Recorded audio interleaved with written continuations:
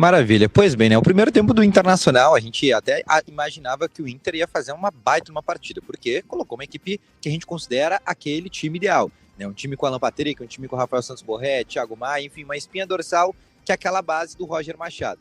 Só que nos primeiros minutos houve a lesão do Bruno Gomes, depois houve a lesão do Cleiton Sampaio, que já inclusive não fazia uma boa partida. A partir disso o Inter ainda faz 1-0 numa jogada iniciada pelo próprio Wesley, acaba sofrendo um pênalti, e aí o Alan Patrick abre o placar. Só que no que o Inter faz 1-0, o Inter, por algum motivo, começa a recuar. E no que recua, o Pablo, lateral esquerdo do Internacional, começa a ter muitas dificuldades ali pelo lado direito.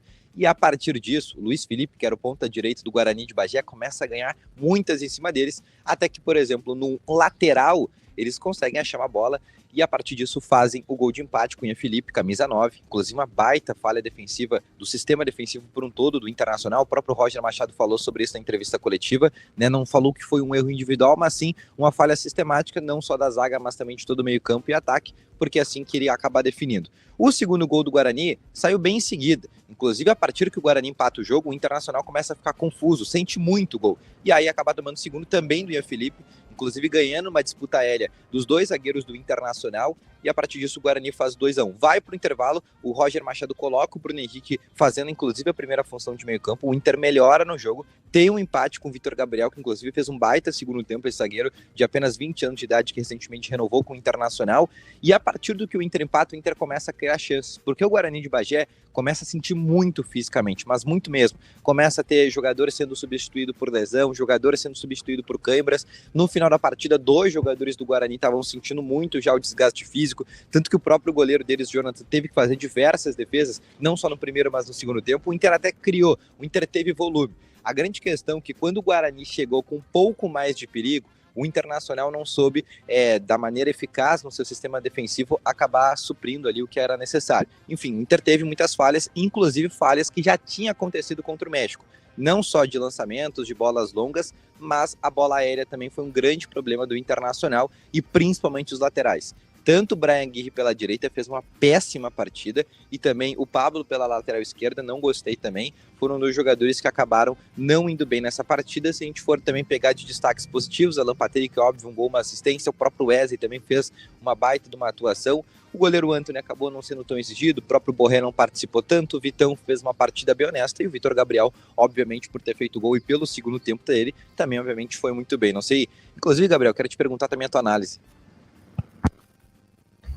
Assim, o Inter ainda, como era de se esperar, abaixo do que a gente projetava, o Inter ainda que, eu vou dizer lento, mas não no sentido de, mas tu entende, assim, ainda claramente... Sentindo fisicamente? Não sei se eu colocaria dessa forma, eu acho que é sentindo o jogo. Não tem ritmo de jogo, porque a gente viu, por exemplo, fisicamente, eu até destacar que me surpreendeu positivamente o Inter, porque a gente tem o Alan Patrick que joga os 90 minutos e voando, e isso não é algo, eu pelo menos não esperava isso no primeiro jogo da temporada, ainda mais que assim, o Guarani no segundo tempo ele sente o ritmo, a gente tem jogadores do Guarani sentindo bastante o jogo, um Guarani que se portou de outra forma na segunda etapa, mas ainda assim um time que no primeiro tempo foi muito intenso, que colocou um ritmo alto para cima do Inter, sabe? Então me surpreendeu positivamente a questão física do Inter. E acho que no Inter tem muita margem para melhorar ainda, acho que é só o primeiro jogo da temporada. Sim, as 2 laterais são uma questão que preocupam nesse momento. O Bryan Aguirre muito mal pela direita, o que foi até curioso, porque contra o México ele joga melhor pelo lado esquerdo que pelo lado direito, ele é de origem no lateral isso, né? direito, isso é muito engraçado.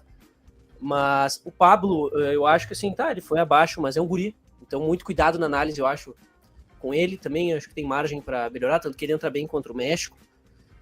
Mas eu acho que é um time que tem muita margem de crescimento ainda. Eu acho que é só o primeiro jogo. Claro que a gente não queria voltar de Bagé com um empate, ainda mais com o time completo. A gente tem o Juventude, que é um jogo complicado agora, no Beira-Rio.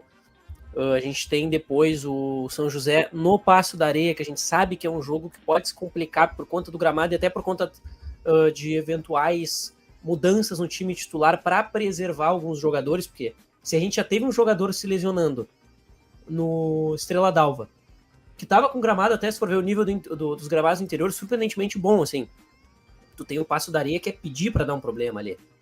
Ali a chance de dar algum problema é sempre muito grande. Então, assim, A gente não queria votar com esse resultado, mas é um time que tem muita margem para crescimento ainda, TN.